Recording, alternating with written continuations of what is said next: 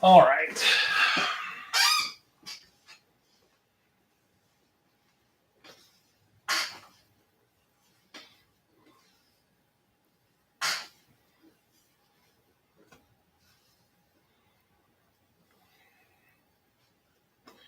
What are we doing? Still working on these sisters. I'm really ready to put this project to bed. I forget how long these things take. Okay. So yesterday we worked and got all the base colors blocked in, except for the guns. We need to block in the gun colors. There's also plenty of little silver details we missed, and I guess then we can start layering up some of the whites and silvers and all that kind of stuff. So lots to do.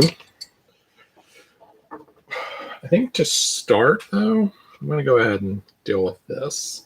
So these bases are rough. I got to do something with them. So here's what I think I'm going to do. I think I'm going to throw down an Agrax shade. And I think I'm going to do a gloss because it'll get down into those recesses.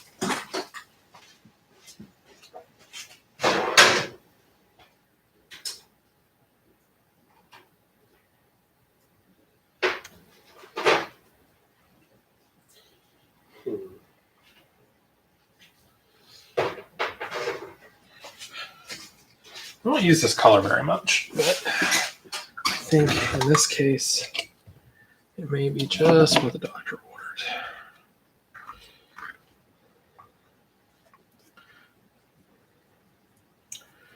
Tone it down, and then we'll dry brush it back up. I don't want it to pool. I do want to get it into those recesses. That'll probably be fine. We'll let that dry.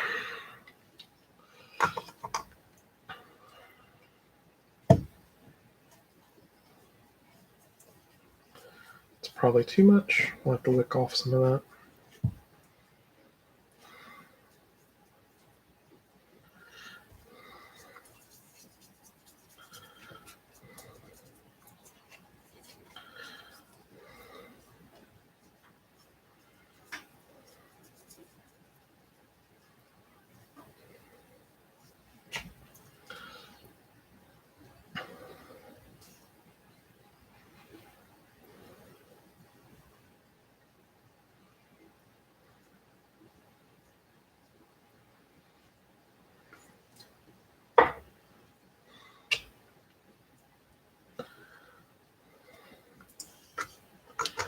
It did get down in those cracks pretty well.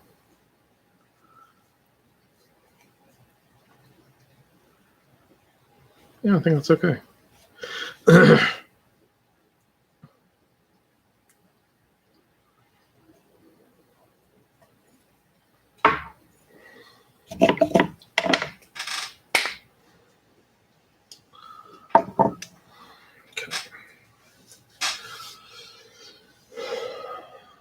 I guess let's go back to the silver.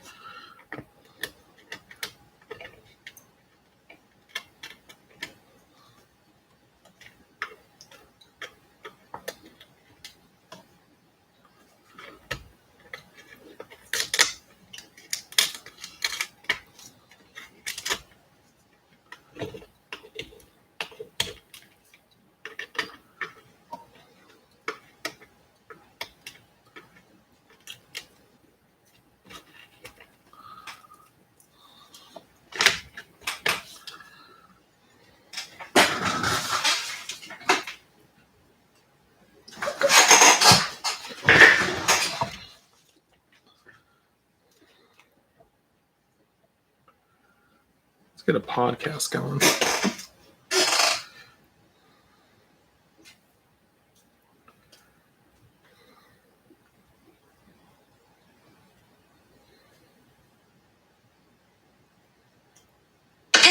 Target, celebrate Earth Day with smart deals on thousands of items. Get 15% off with Target Circle on fair trade denim, organic groceries, and Target Clean Beauty. Make Earth Day every day at Target, where low prices and great deals make it easy to save. Restrictions apply.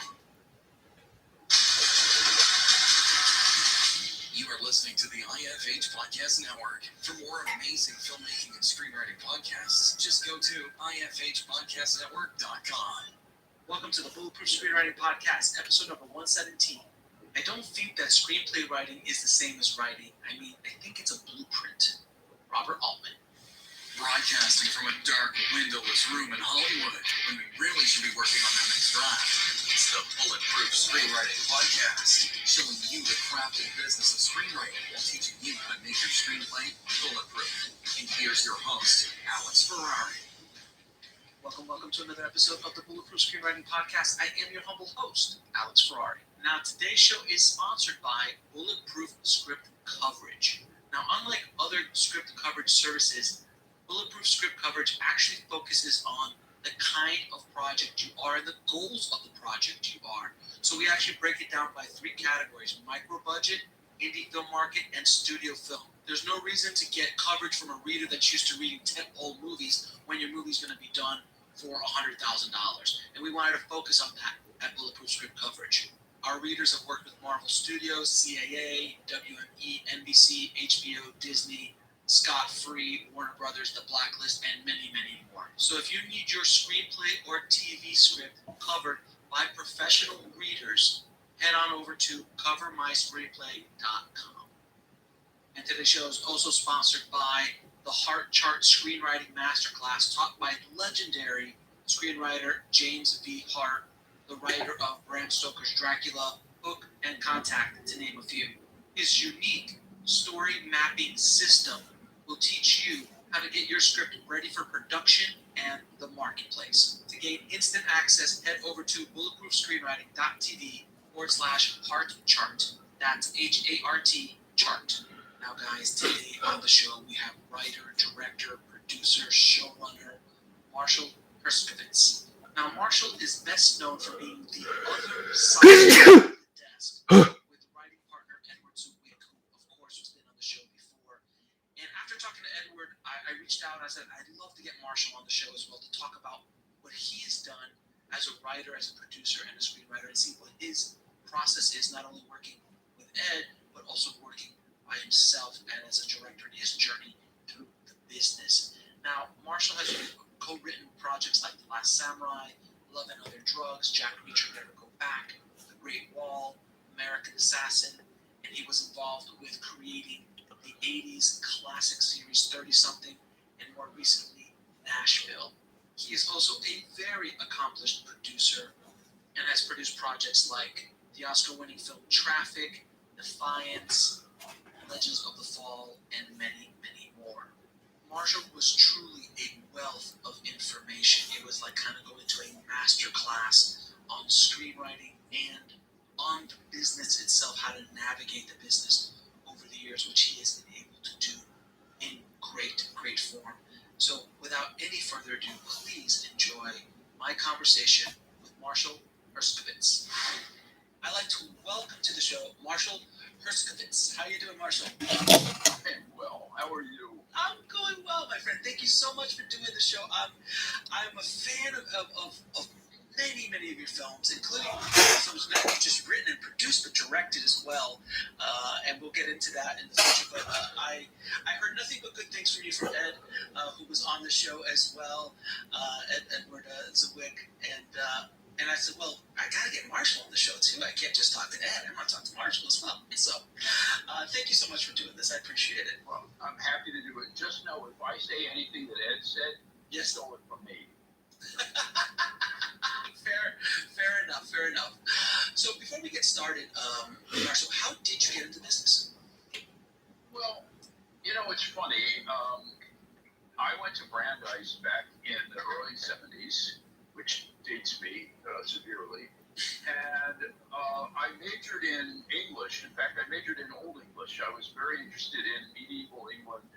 I was a Tolkien freak and just loved sort of Beowulf and that whole kind of, early medieval epic poetry sort of thing. And at the same time, at that moment, for some reason I can't explain, there was a huge interest in old movies. So like when I was, living in Boston, there were 2 different revival movie theaters in Cambridge, and then on campus, one night a week, there was an old movie shown. So basically, I was watching 3 old movies a week.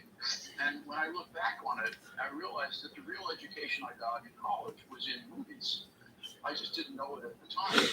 And I fell in love with movies. I fell in love with classic movies. And by the time I was a senior in college, I wanted to be a filmmaker. And the odd thing is, all I wanted to do was make medieval epics. That was my goal. Go to Hollywood and make medieval epics. And here I am, 40 years later, and I haven't made one.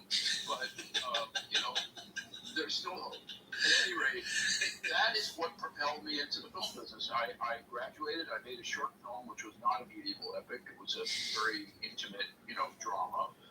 And I came out of Hollywood thinking that would be my ticket to fame and success, and I literally could not get one person to even look at it. It was the most disheartening.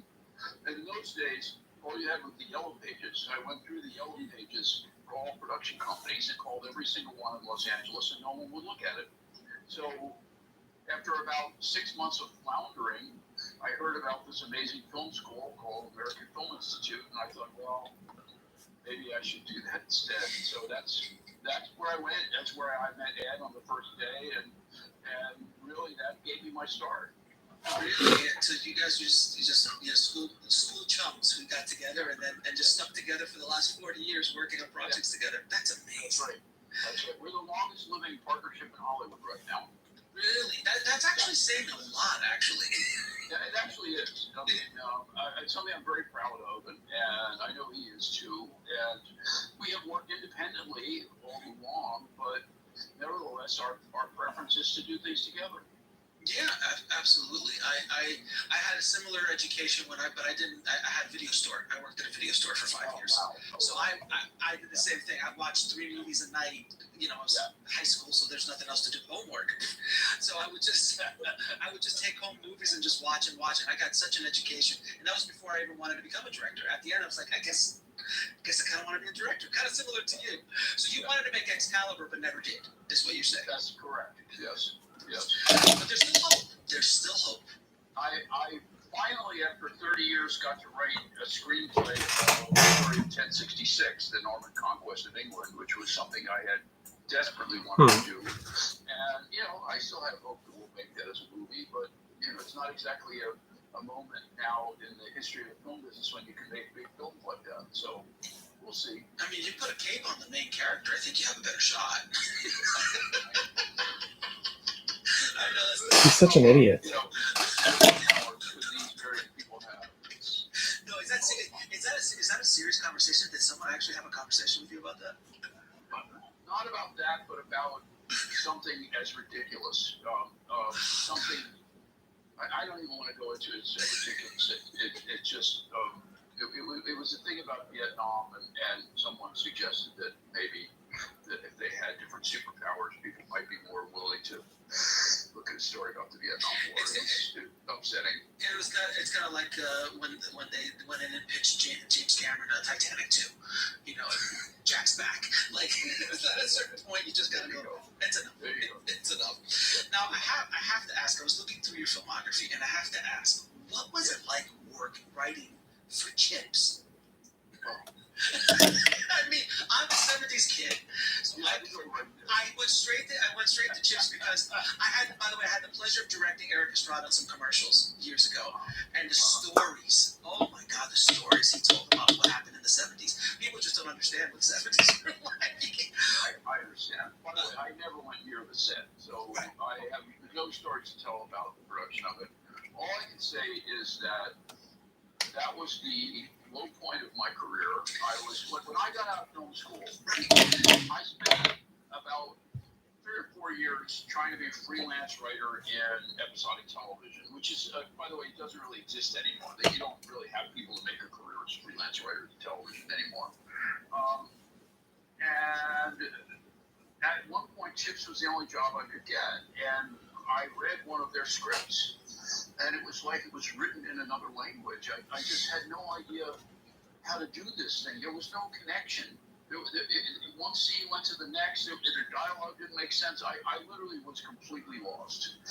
And I came up with a sweet idea, actually, about an old Native American who thought his grandson was losing, was not knowing enough about the old ways. So he was raising his grandson in Griffith Park away from people, hidden away. Nice. And they bought it. They liked that. And it was Michael Ansara who played him, of course, because in those days Michael Ansara played Native Americans. So it didn't turn out so bad. But for me, it was a very humiliating experience because I had no idea. It was not the type of thing I knew how to write. And in fact, that was part of what catalyzed, I think, one of the most important moments in my career, which was a decision I made after 3 or 4 years of doing that I just was going to stop. In other words, I sat down and wrote a screenplay as a spec thing. Ed and I worked the story together, and then I wrote the screenplay. And I said to my wife, I said, either this is going to work or I'm leaving the business because I just cannot go on doing what I feel to be a bad job doing other people's voices, meaning voices of shows, and so that willingness, I think, to take that chance and to say, I'm either going to make it on my terms or I'm going to walk away, was what turned everything around. And the interesting thing is that screenplay that I wrote had never been made.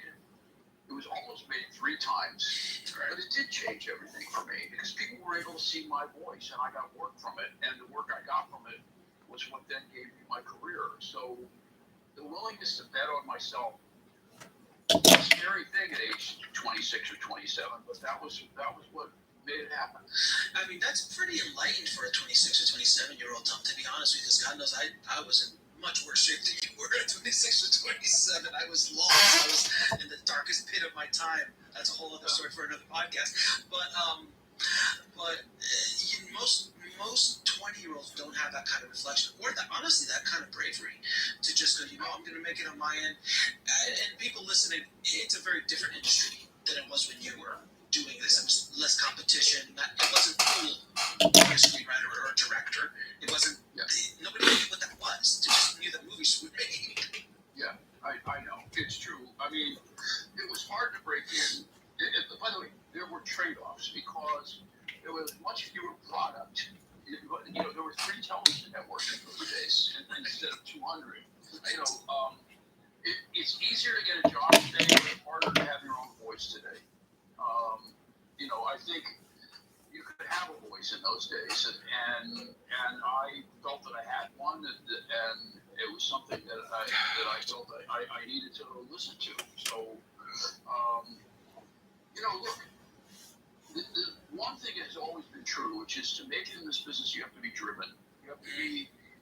You have to need to do it. I remember when I was still in Boston, talking to some person who had been to Hollywood, saying, how do I do this? And, do I have a chance of making it? And this person said to me, basically, if there's anything else you can do, you'll end up doing it. If there's nothing else you can do, then maybe you'll have a chance.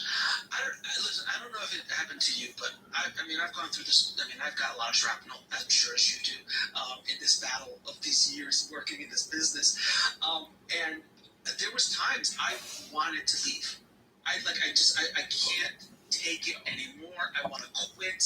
I'm like, and then the voice in the back of your head is like, what else are you going to do? What are you going to go and get a real job?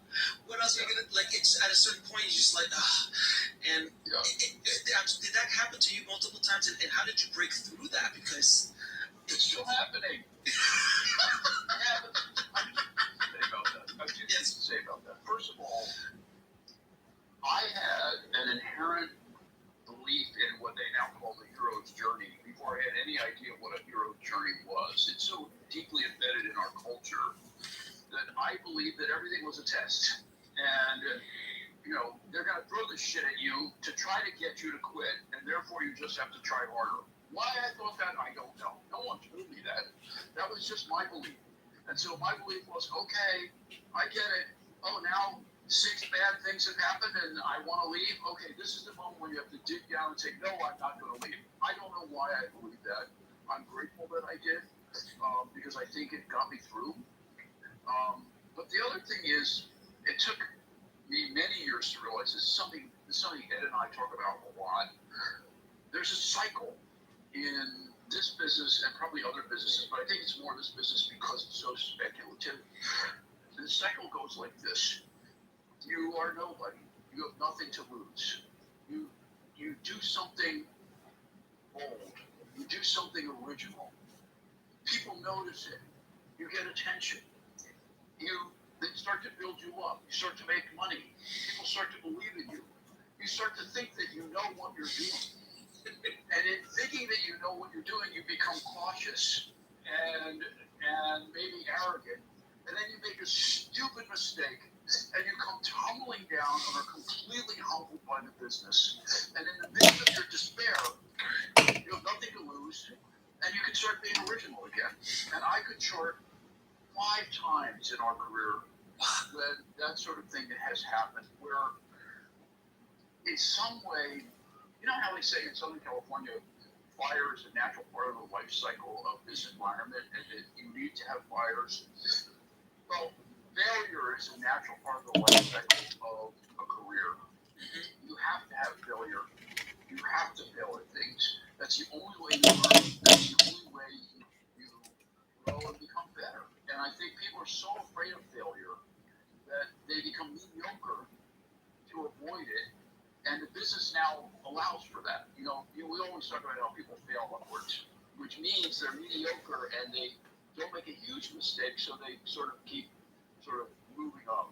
I'm not a believer in that. I'm a believer in you take the chance and you take what happens. There's a filmmaker out right now who's taking swings at the bat that I'm so, regardless if you like the movies or not, but someone like Chris Nolan, who oh my God, is taking massive swings at the bat. Unbelievable. Yes. Unbelievable swings at bat. And I'm so glad there's guys like him and Fincher and these kind of guys that just go up there and just take massive, because there's you can take creative choices or creative challenges and do things that are original at a lower budget, but when you get up to the $150, $200 million and you do something like Inception or Tenet, I know. That's a rip, because imagine if that goes really badly. It's hard. You get put in director jail, and that's the thing. I understand, and I have enormous respect. And as you say, it's like I couldn't even follow Tenet. I'll be honest, I couldn't follow it. I want to watch it again. I want to watch it backwards. And then he makes Dunkirk, which is like sublime. You know what I mean? And it doesn't matter because he's an incredible filmmaker who has a vision, who has the resources, the wherewithal, and the courage to follow that vision. And you're right. We need people like that. We need a business that will still support people like that. And if there's one big difference between today and 30, 40 years ago, it's that there were more people in positions of power who were willing to trust filmmakers back then. That's not so bad. We wouldn't have Star Wars without Alan Ladd. Alan Ladd took a risk on a filmmaker who made THX 1138, which was a horrible bomb. He's like, hey, you know what? Let's give him like $9 million. Sure, you can have the merchandising rights. I'm sure that'll work out fine for everybody. One of the most famous stories in Hollywood, that merchandising story. It's amazing. Well, because all contracts were rewritten after that. It was after that. Totally. Because there's no money in lunch boxes and action figures. What is that to a sci-fi movie? Take it, kid. It's absolutely remarkable. I always talk about the punch that everybody gets in this business. No matter how big you are, no matter how accomplished you are, no matter what stage in life you are, punches continues to come all the time. And as you get older, you learn how to duck a bit. Like when you're younger, you learn This guy.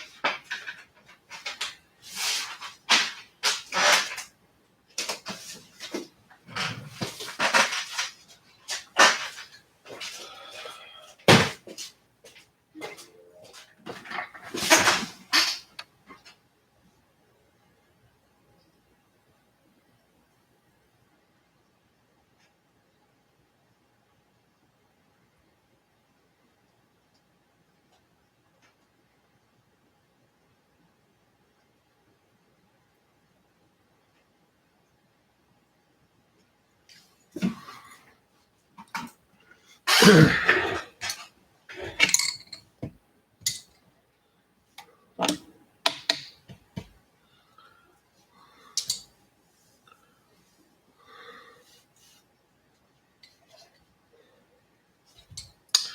what I think I want to do. What I think I want to do is I want to blend from dark blue to the light blue. Try that out with a wet blend.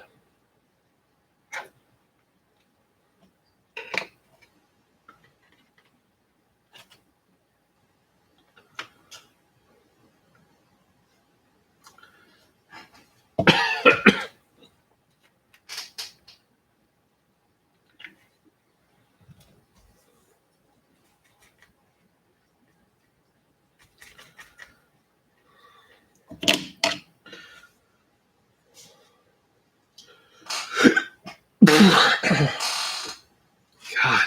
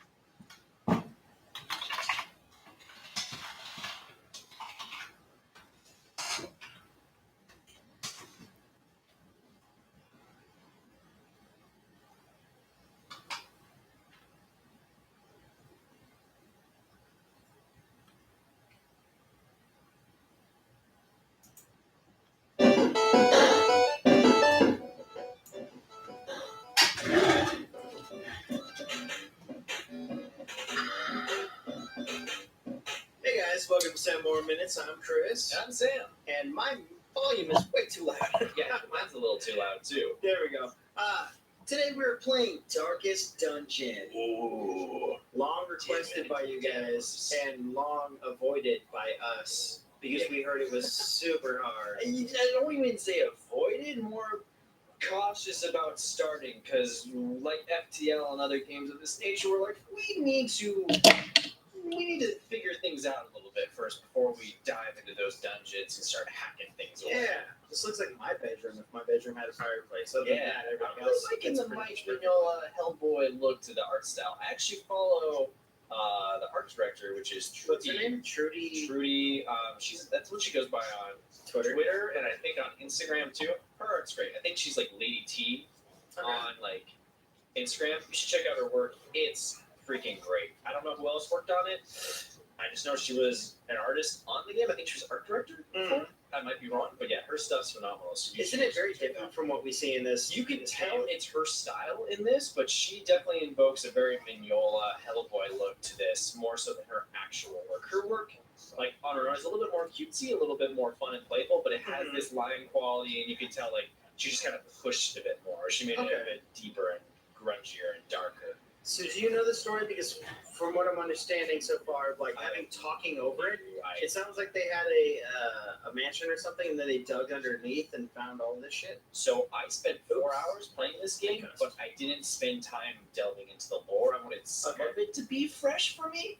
I put in 4 hours. I just started really liking it. But when you first start this game, you're like, what is this? There's so many things. And then you play it for an hour, you're like, oh, there's not that many things. And then you're like, there's so many things in hour 2. Yeah. And you're like, down there, you're like, yeah, it's not that bad. And then hour 4 comes, you're like, I'm an idiot. There's even more things. Did that guy just kill himself? I think so.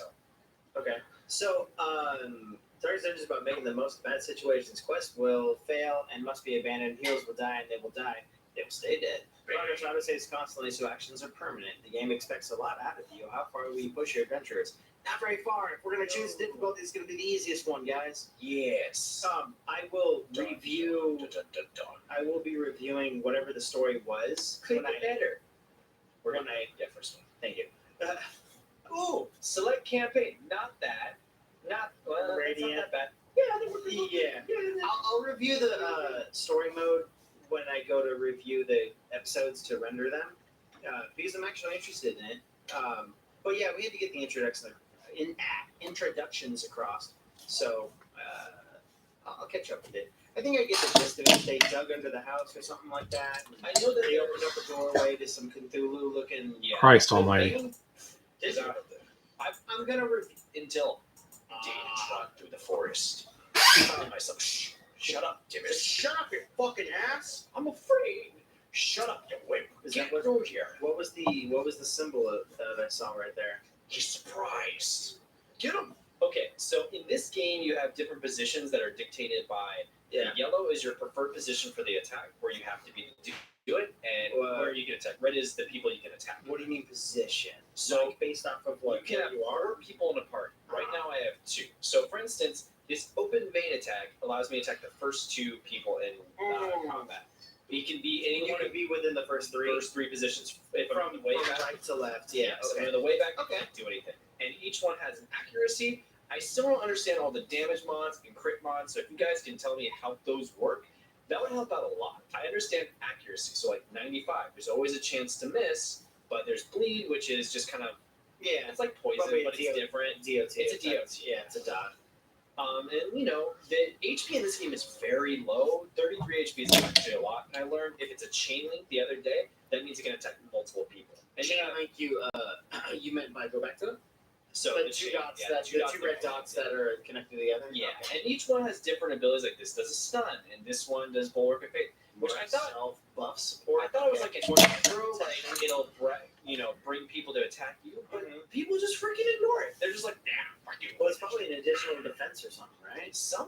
I know it gives you more defense, but I was hoping it would draw attacks towards you, like a provoke. But I didn't see that. You also have your torch. So what is that? the more like you have, the less chance your guys can get afraid. Because if you look at this little bar here, it's my stress. It shows how stressed out I am. Ooh, and this is the thing. I'd be pretty stressed out if I So I lived in this world. just learned about this. I think. I guess you have Optional dragon what? So sometimes Sorry, items I you don't can throw into there, and that's going to give you a bonus, depending if you know what it does. So like They give you consequential playthroughs, you'll know. Yes. Okay, so we probably won't be doing much of that. It's a booty. Whoa! That lady's not wearing a shirt, Sam. Also, she's slightly overweight. It's very overweight. And see, Grip Shot is a lower accuracy. It's only 75, but it has a 3 attack. So Hold on, big go AoE. back to it. Are we on the time or is it turn? It's turn. Okay, so I wanted to take a second to like read some of this stuff. Nope. Damage mod minus 80%. Not these guys. Jesus.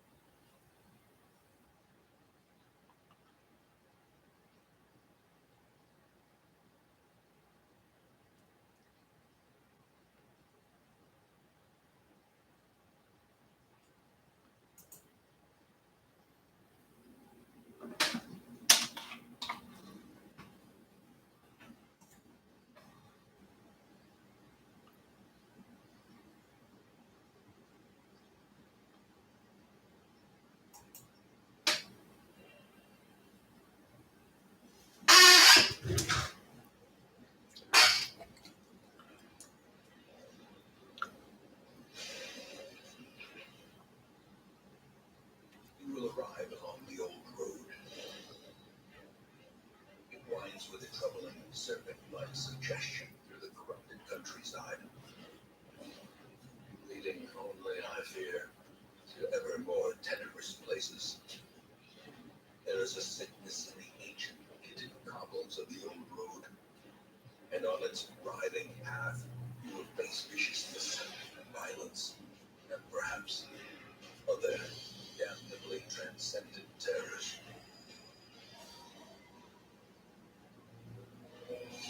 So steel yourself, and remember there can be no bravery without madness.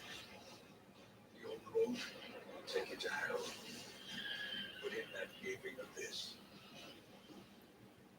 we will find our redemption.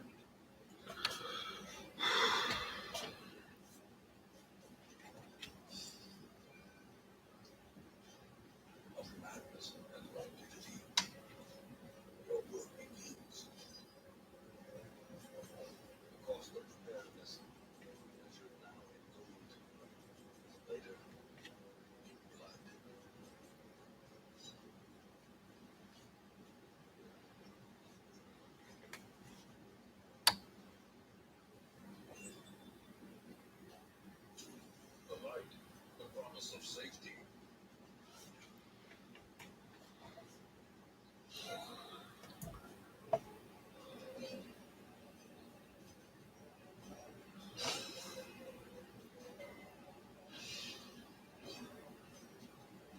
Confidence surges as the enemy crumbles.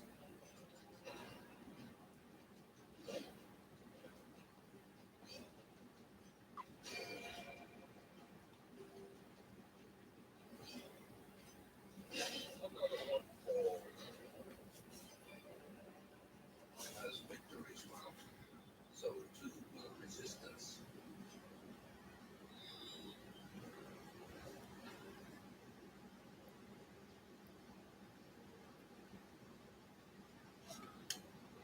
The cold storm seems bent on preventing passage.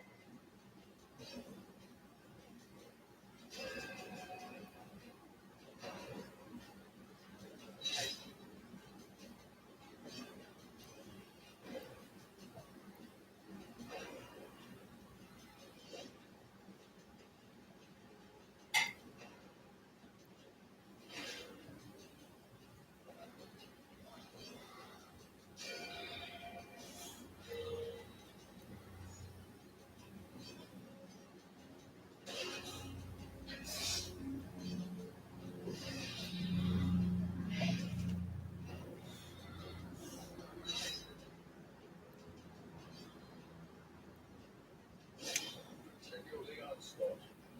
Destroy them all. Your death find you choose.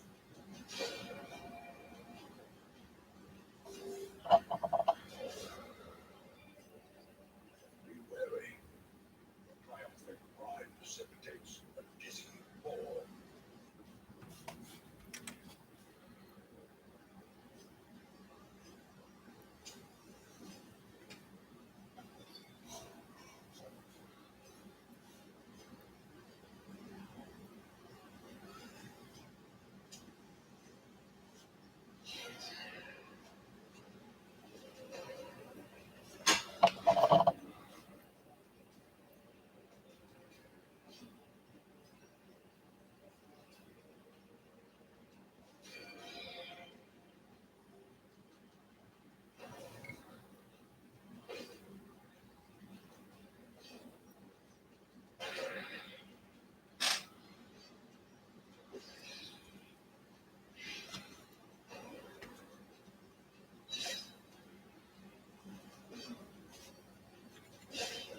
Liberated.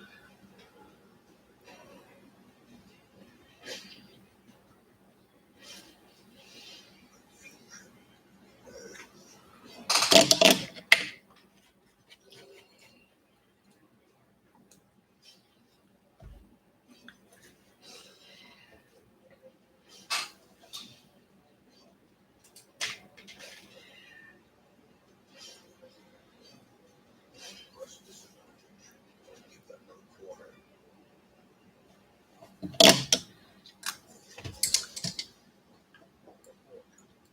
The increase spent.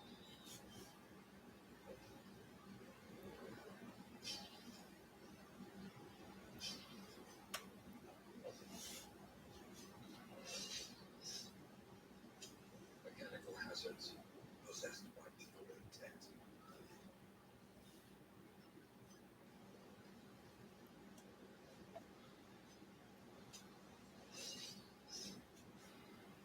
Watch your step.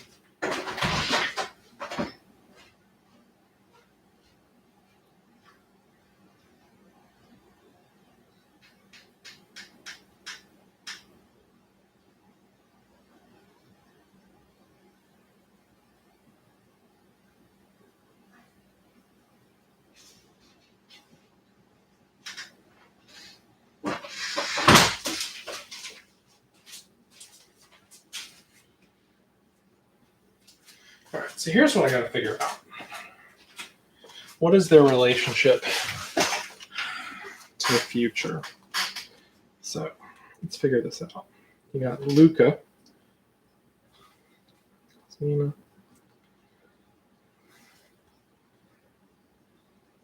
We need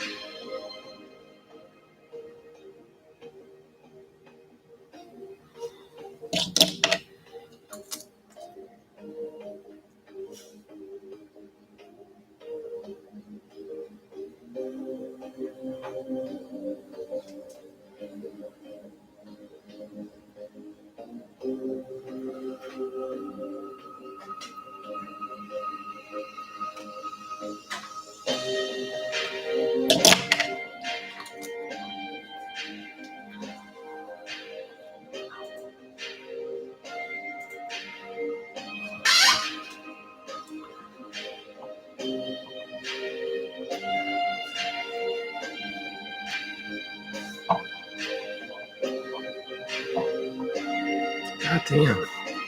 This paint is the worst. Why does it dry so fast?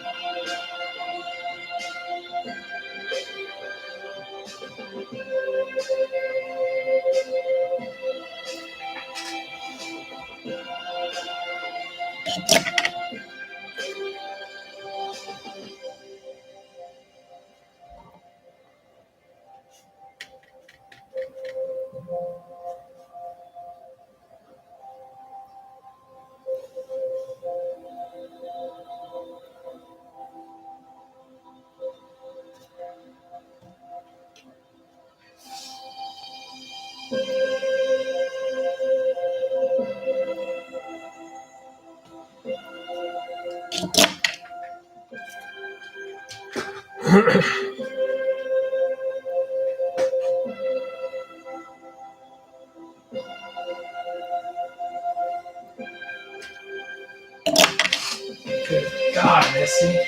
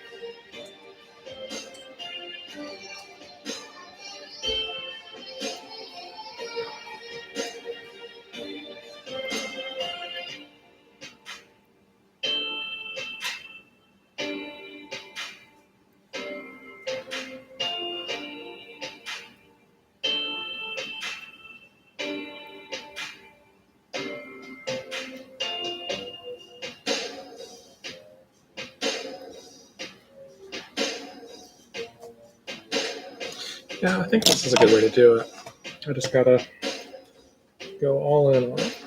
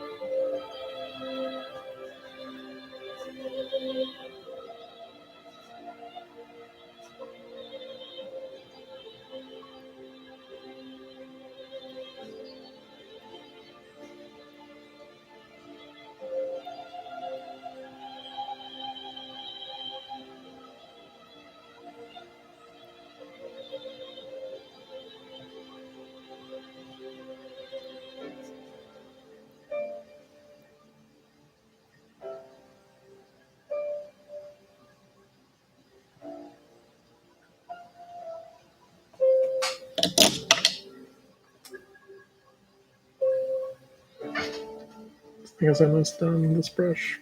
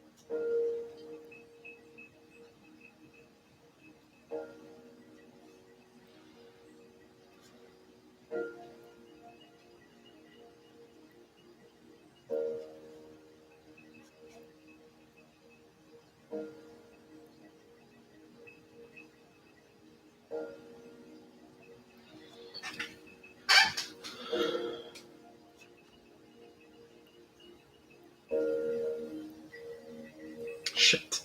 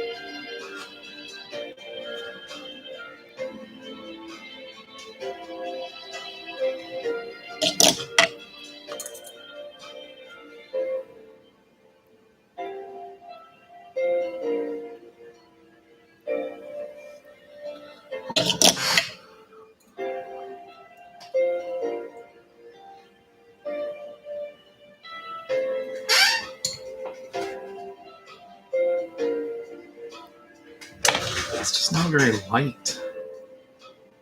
I mean, there's a lot of depth.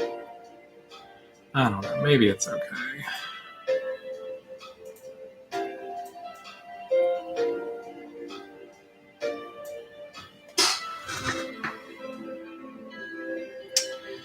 Maybe the thing to do is to let this dry. And then to create a really thin white and just kind of glaze the whole thing.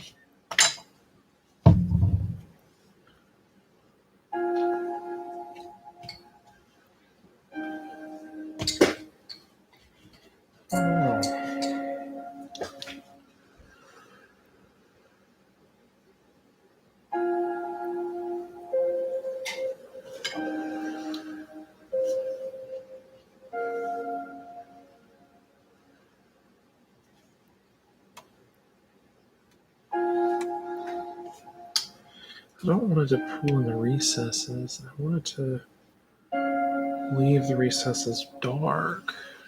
That's tough.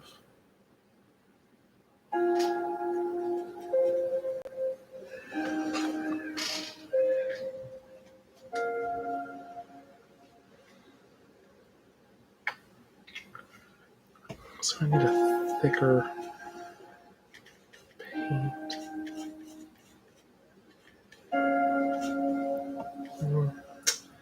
I don't know, maybe.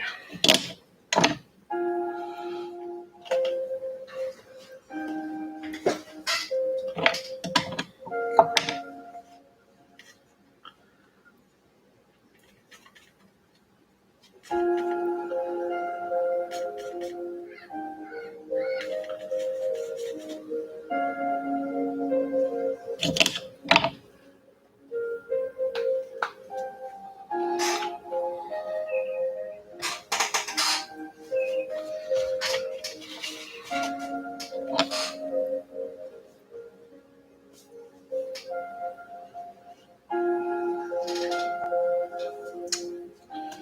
I could try it.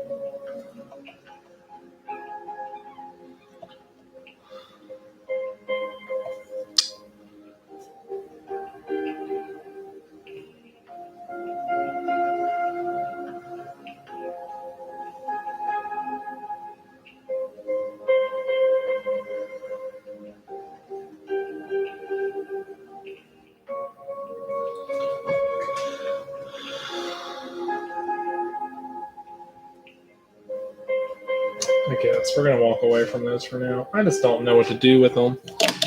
It's really tough to get wings that white. Okay. Let's see how these bases fared. It's pretty good.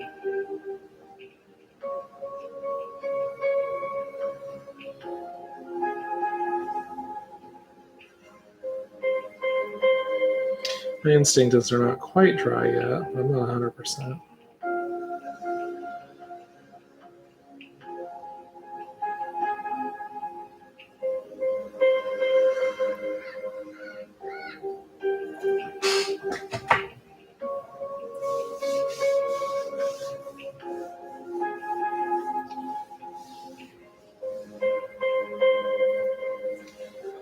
Alright, well, while I've got this whitewash, let's go ahead and do a final highlight on these robes.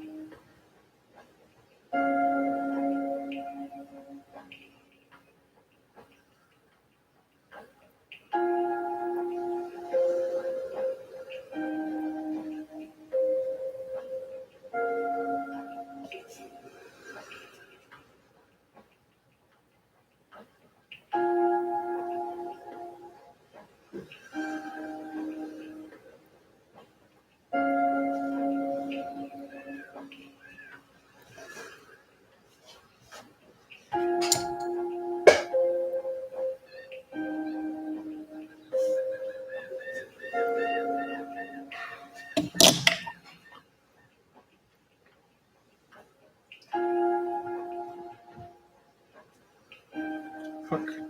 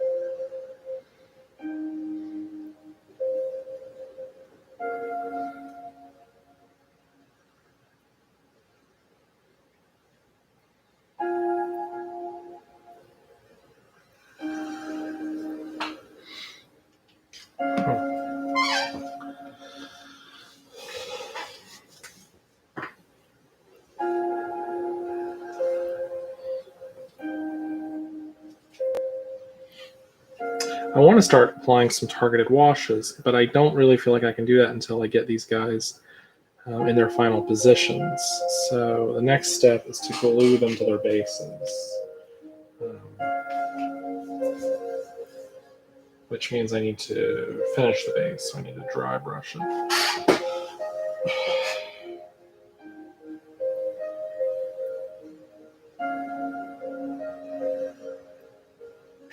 So normally the way this works is let's just take a feel if it's dry all the way around. Seems okay. All right, let's give it a brief dry brush. So if that works, then we can go ahead and glue the bases down. And that would actually be helpful.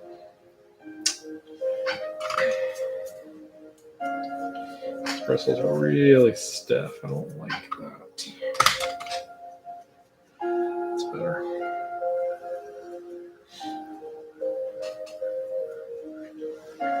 We want kind of a, not exactly bone, but kind of a khaki color.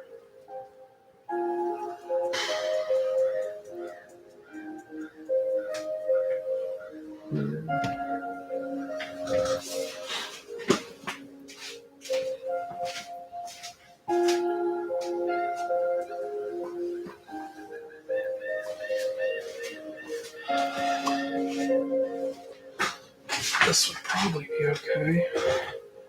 Guess. Actually, might be a little dark.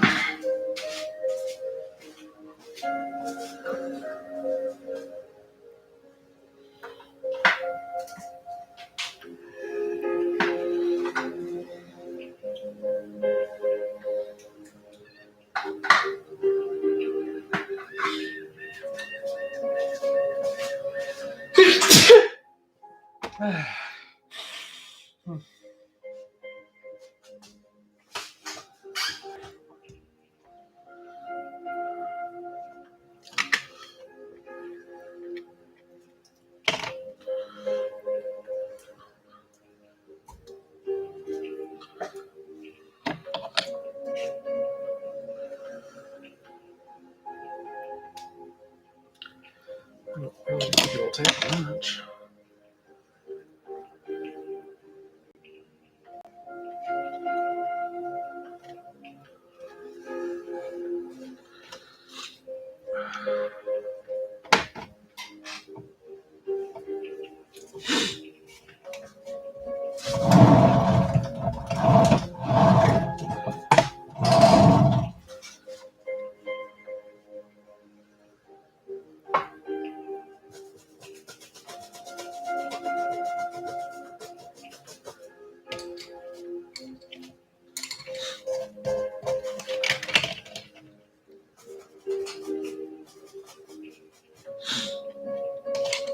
Jesus.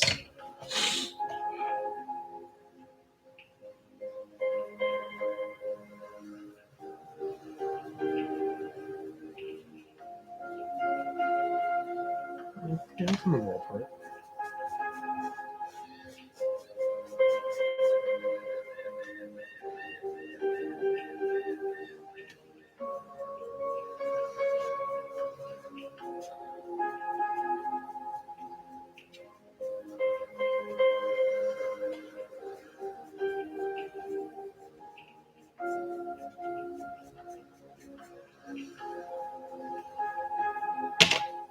Sorry. Just gotta come off that anyway.